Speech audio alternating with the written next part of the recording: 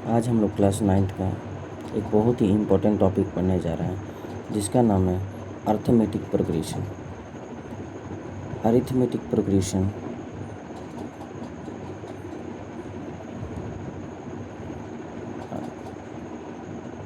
Matic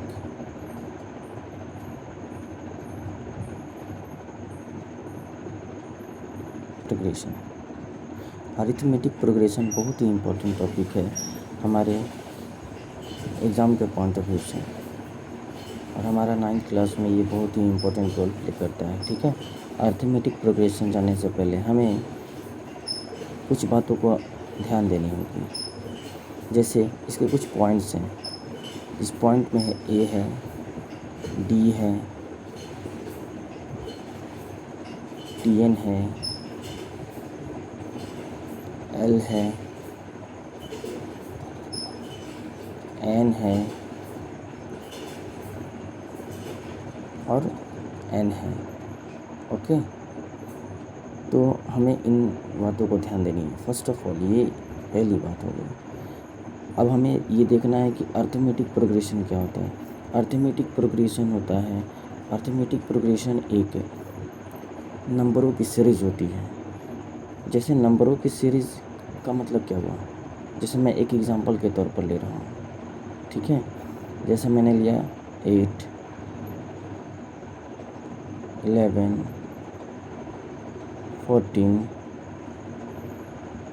17 dot dot dot dot dot, ये पढ़ते चला जाएगा। ओके, अब हमें ये देखना है कि ये जो मैंने नंबर लिखा है, ये नंबर जो लिखा है, इन नंबरों के बीच में जितने भी डिफरेंस हैं, जितने इन नंबरों के बीच में जो भी डिफरेंस आ रहे हैं वो इक्वल आ रहे हैं।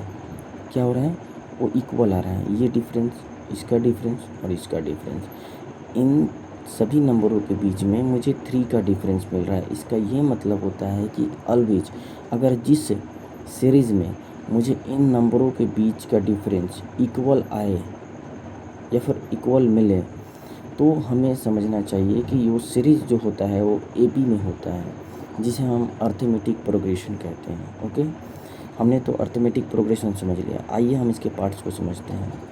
जैसे मैंने फर्स्ट में लिखा था ए, तो ए को हम क्या बोलते हैं, ए को हम बोलते हैं फर्स्ट टर्म। क्या बोलते हैं, फर्स्ट टर्म बोलते हैं।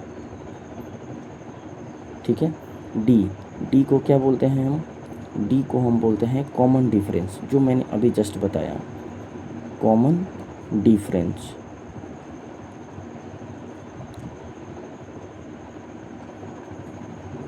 Common difference. ठीक है, अब टी एन आया, तो टी एन जो होता है और एन जो होता है वो दोनों एक ही होते हैं, बस इनके नाम अलग अलग होते हैं। ठीक है, टी एन का मतलब होता है और एन का मतलब होता है लास्ट टर्म।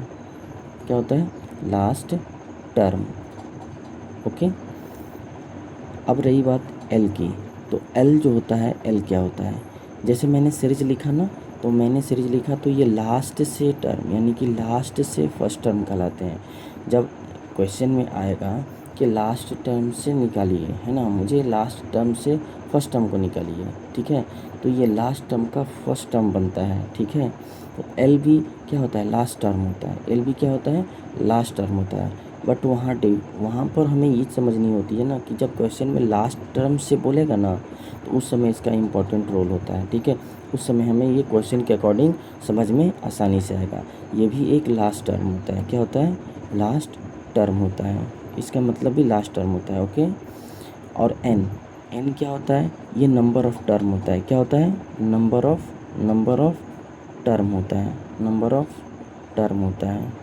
ओके, हमने इतनी बातें जब समझ ली, तो हमें इन बातों को ध्यान में रखनी होगी और उसे क्वेश्चन के अकॉर्डिंग समझनी होगी। ठीक है, तो अगले वीडियो में हम लोग क्या करेंगे कि इसके क्वेश्चन पर हम लोग समझने की प्रयास करेंगे।